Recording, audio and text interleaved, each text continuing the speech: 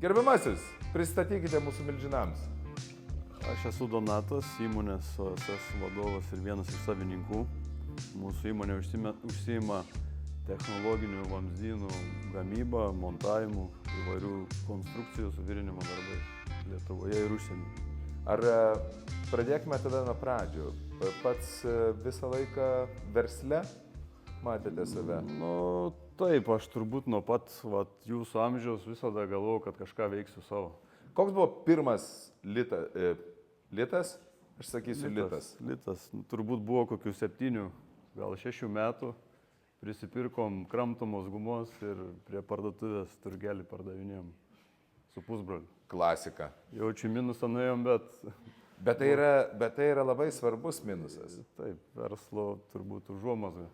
Mano vienas kaimynas, jisai turi 2 berniukus ir jisai man pasakė visai neseniai fantastišką mintį, kuri man dabar dar įstrigusi yra ir kurią aš labai naudoju. Kad sakė, aš noriu, kad mano vaikai bankrutuotų pirmą kartą kuo anksčiau. Tai turbūt taip. Kaip jau ir anksčiau minėjau, visos išmoktos pamokos, pačiam savo kailiu patirtos yra labai geros pamokos. Ar tas bankrutavimas anksti yra būtent verslininko vienas iš geriausių dalykų, kuris gali nutikti verslininkui? Gal ne, man neteko bankrutuoti, tikiuosi ir neteko. Bet tie feilai pirmieji, ne? Bet feilų buvo. Gerai, o iš kurio pats krašto? Iš Plungės. Iš Plungės? Fantastika, aš pažįstu Mantą Stonkų. Iš Plungės. Tas pats, ne? Taip, tas pats. Ok. Plungėje žemaičiai yra užsispyrę verslų žmonės. Taip. Pirmas biznis su gumom, jisai paėjo kaip paėjo, didelio namo iš jo nepasistatėt, 7 metų, bet pirmą kartą, koks buvo jausmas, kai pirmą kartą turi pinigus, kuriuos užsidirbai pats? Geras jausmas. Sakykime, mano dabartinis verslas nebuvo pirmasis verslas. Aš pradėjau kokių gal 1 metų. Čia buvo paskutinis kursas, kai dar mokiausi. O ką? Civilinė inžinerija. Civilinė inžinerija, ok. Jo, ir tada buvo čia kokie 2007 metai, kai buvo statybų bumas. Ir visiems trūko darbo jėgos. 2007 metai, tik tai, kad žinotumėt, jūs kai kurie, gimė jūs kada? Ten vėliau, ne? Tai tik tai, kad žinotumėt, kažkuriuo tai metu buvo fantastiškas laikas Lietuvai, kur neždavo viską, kas neprikalta prie grindų, žmonės pirkdavo, ten buvo tiesiog viską šlavę.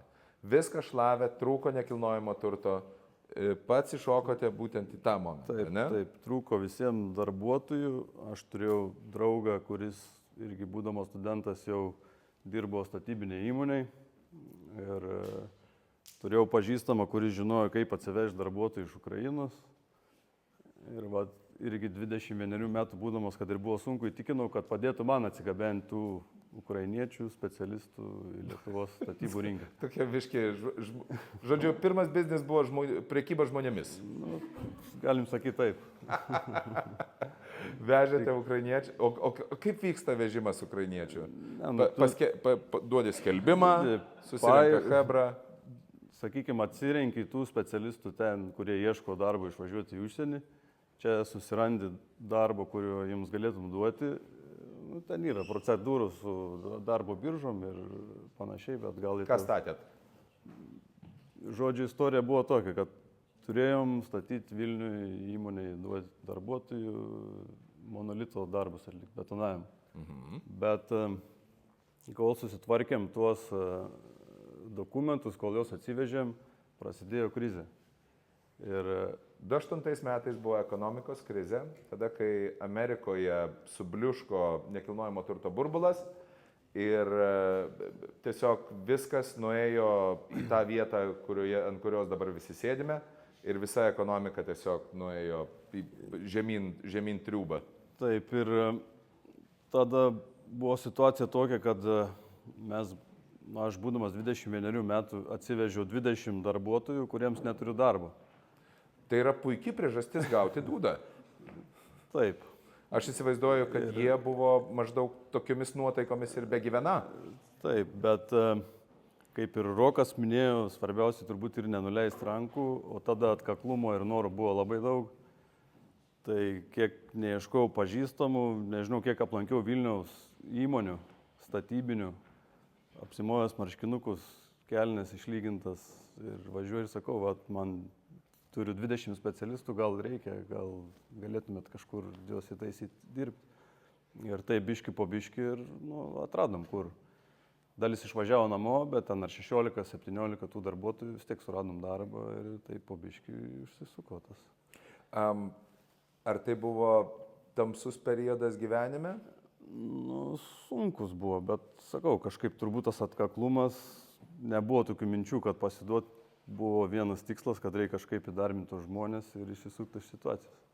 Geras, čia buvo, bet tai labai gerai užgrūdina charakterį. Taip.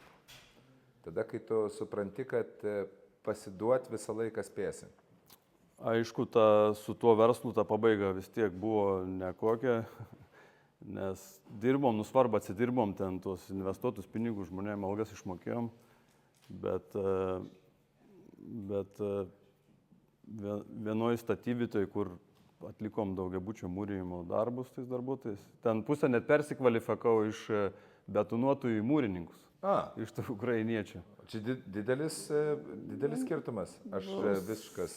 Skirtumas yra, bet ta prasme, kad žmonės norėjo darbo, mes galėjom tą pasiūlyti ir įtaisėm jos, ten statėm tą daugiabutį, bet galas buvo toks, kad vis tiek ta įmonė, kuri mūsų samdė, bankrutavo. Tik tai buvo gerai, kad jau buvom atsidirbę ten tų pinigų ir labai daug nenukentėjom. Gerai, o kas toliau ėjo? O toliau atsidūriau įmonėje OSS. Dabartinėje jau įmonėje. Bet atsidūrėt ar... Esmė tave, kad pažįstamas turėjau tą įmonę, jiems irgi prasidėjo krizė, sunkiai sekėsi, jie taip pat turėjo darbuotojų iš tų Ukrainos, aš jau dirbau su tuo, mokėjau angliškai ir sako, davai pagelbėk mums išeiti į užsienio rinkas, gal pasižiūrėti, nes buvo kaip tik pradžia galbūt tų darbų užsienyje lietuviškų įmonių. Ir čia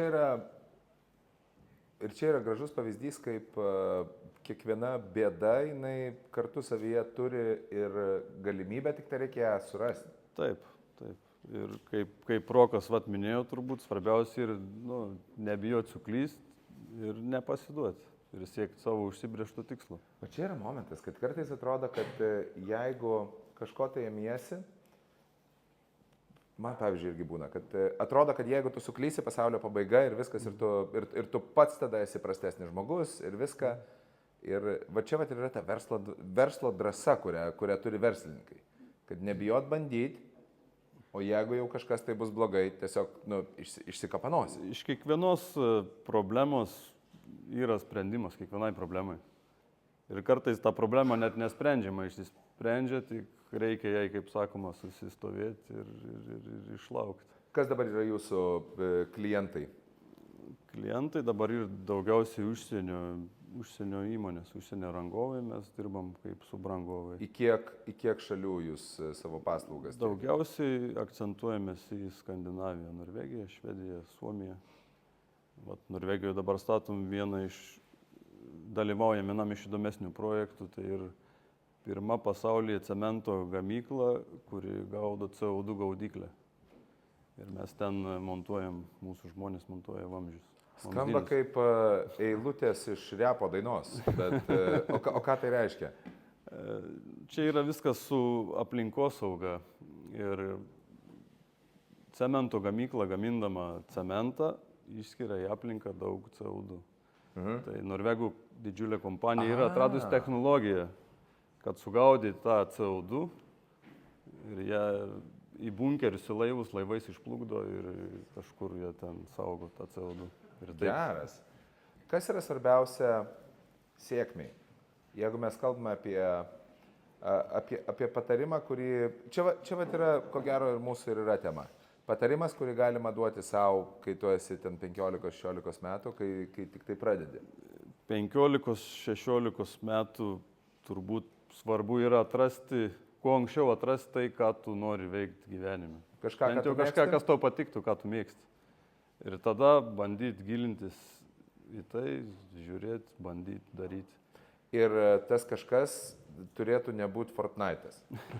Kodėl ne, gal ir Fortnite apžvalgas darant, nuo 16 metų galima pasiekti daug. Žodžiu, kuo anksčiau šokti į traukinį. Ja, ir imt mokintis, žiūrėti, daryti. Kartojimai, pakartojimas ir tai veda į išmonę. Taip.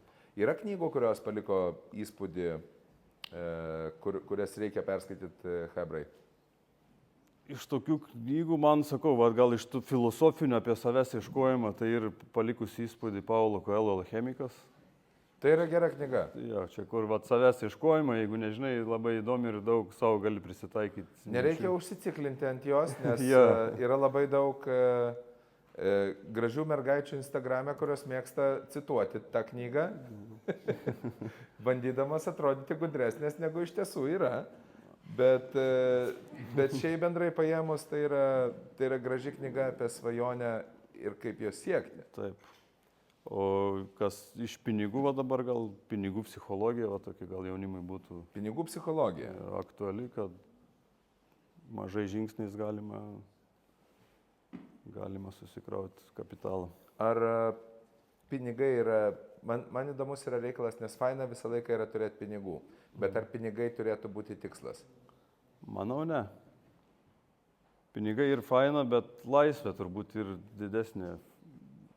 didesnis fainumas negu patys pinigai. Bet ar pats tas siekis turėtų būti, nes yra sakoma, kad pinigai nėra siekis, yra pasiekmė.